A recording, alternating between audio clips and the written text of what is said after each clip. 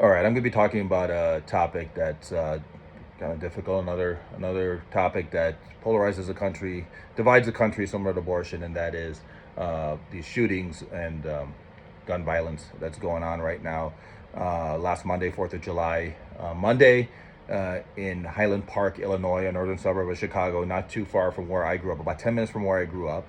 There was a parade, a 4th of July parade, and 22-year-old individual uh, went up on a building, JFK style, as a sniper, started shooting at people at random, killed, last I checked, 7 people and wounded 30.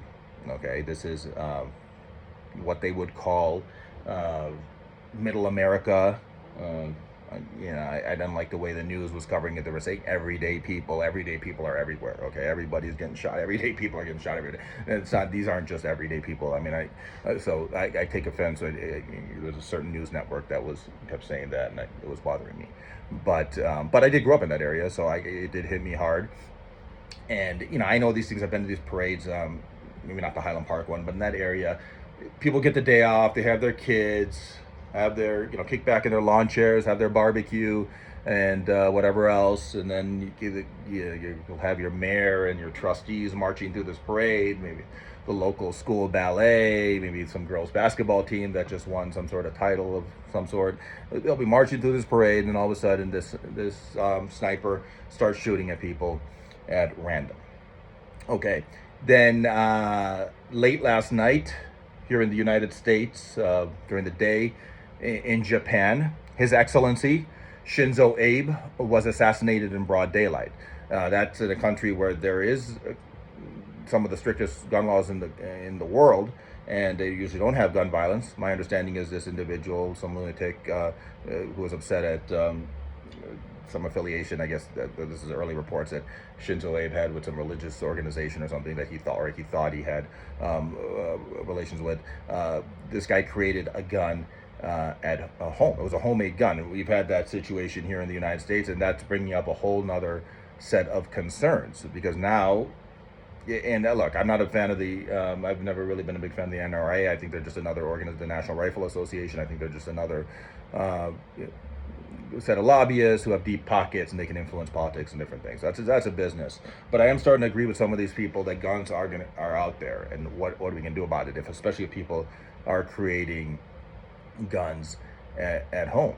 How are you going to restrict it? So, I mean, whatever restrictions you can create out of people by getting their licenses or whatever, if people can just create this at home, then they're going to find a way. If somebody wants to shoot people up or be like, or do what's been going on in these mass shootings, they can just create this thing and find a way to do that. Now, semi-automatic weapons and all that, that's a little kind of a different story. But I mean, again, can we adequately restrict those? I mean, it shouldn't be out there. There's no purpose. Those semi-automatic weapons are there really to shoot multiple people, do these mass shootings. Um, that's what they're really out there for. So it brings up a whole another set of concerns about what how to restrict these things. I mean, if you look at what, and I talk to people all over. I talk to people all the time. That's something that's rare nowadays, where people are actually sit down. I mean, part of my work is sitting down and talking to people, or just in general, like to see people out and about or whatever. And there's been this whole generation of people, I think, who are don't like to face the consequences of interacting, their communication with others. They can kind of say whatever they want in these chat rooms or whatever, and then they start to feel empowered or whatever and do things that are just completely out of the ordinary. And I think that's what was going on here in this. I'm not saying this person in Illinois was a neo-Nazi or anything like that, but I don't know if he was targeting any one group. I think he just wanted to kill everybody. I mean, that was just his whole thing. That's at least what early reports are indicating out there. So how do we restrict these things? And we're going to fall back, just like we're talking on abortion, fall back on this Constitution from the 1700s, and you're going to get all these lawyers and judges who think they're really smart, trying to create some sort of framework to either create new rights or restrict rights and different things, and then it's just going to piss everybody off. And then later on, it's going to set up a situation where that could be overturned, even if you create something. This is a situation where I believe that maybe the rights need to be restricted. Attorneys and lawyers, judges will use this term called, they'll use terms like rational basis scrutiny or compelling governmental interest in regards to strict scrutiny and all this stuff that confuses everybody, even lawyers, and maybe sets up prospective attorneys to fail bar exams. And then on that note, if you're watching this and you're about to sit for the bar exam, wherever in whatever state you're in, good luck on that. That's coming up in a few weeks around the country. I think we all know where they're going to be, what question they're going to be focusing on in regards to constitutional law. It'll most likely be abortion, especially in California, but some of the other states may talk about gun rights, but we for the most part where many states are leaning in regards to that. But so you have these frameworks that are created, and everybody wants to fall back on this Constitution that it was a completely different time. And I'm not, trust me, I can't be sitting here dissing on the Constitution, because that's what my license will be on the line, my law license, because I had to swear allegiance to the Constitution in becoming an attorney. But look, there's these.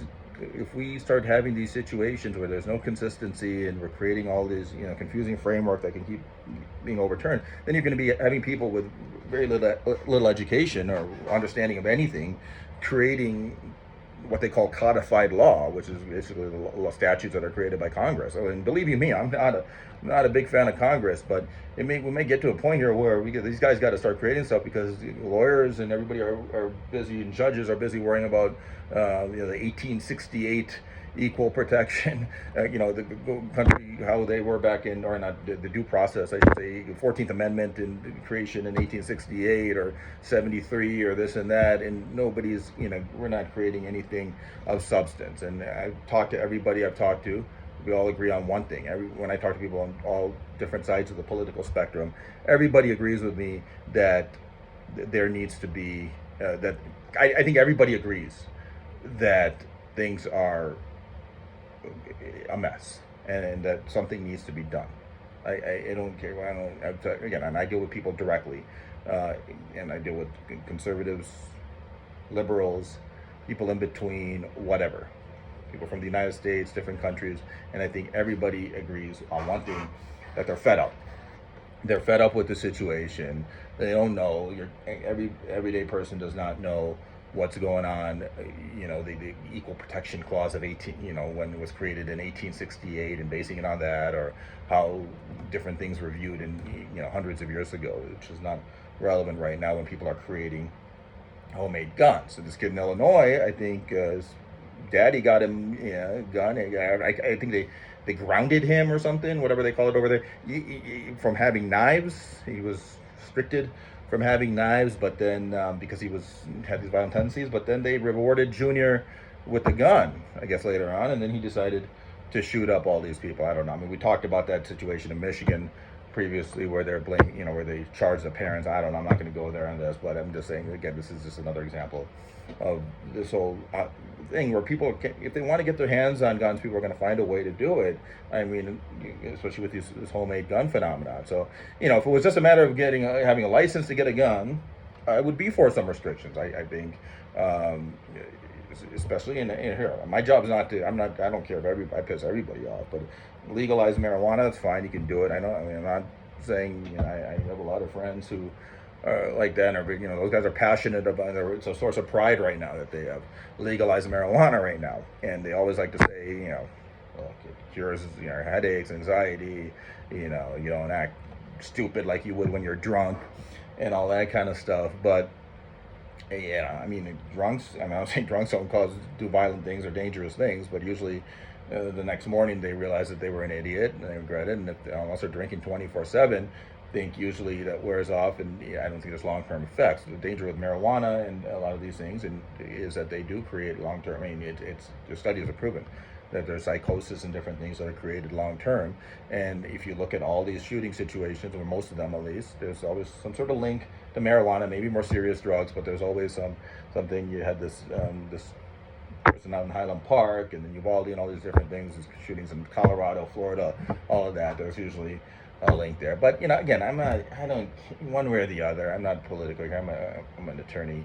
I don't like. Okay, if you want to do what you want to do, that's fine. But I think that people need to start creating, understanding that there are links between all these different things. So if you can have your personal freedoms or whatever, kind of understand where the different, then have your, like the people who like to espouse personal freedoms always also like to say you have personal responsibility too, but understand where these, there's some sacrifices that are going to have to be made, because if people are going to create guns at home, it's not like we can go all big brother on everybody and put a chip on your hand or something that would notify the authorities the moment they can trace a gun on you or something. We don't want to go futuristic here, James Bond style. But I mean, I don't know. So something's going to really have to be done. Um, and we're going to have people are going to really have to sit down and think of ideas, without trying to go all 1700s Constitution or this ruling or that ruling, and this and that, and confusing everybody. I'm starting to think that this is really, there's going to have to be cut and dry laws and restrictions. Okay, and beyond your rational basis scrutiny or whatever, or strict scrutiny with the stuff that nobody understands. We're going to have to talk in common English about how to create solutions to these problems. Otherwise, this is just going to get worse and worse. Now, the Japan situation, again, that's this country that has strict gun laws, and I'm sure people will point to that and saying that restricting guns are not helpful. But that was a political assassination. Okay, those things have been going on since the beginning of time. But what we need to really right now focus on here is semi-automatic weapons, different kind of things that really are just there. They're designed to kill many people at once. And unless we're not in a wartime situation, I mean, I like to think we're not at war with ourselves. So if we're not in a wartime situation, those kind of that sort of weaponry should not be there. Okay, so that's all I have to say. Have a good weekend. Thank you.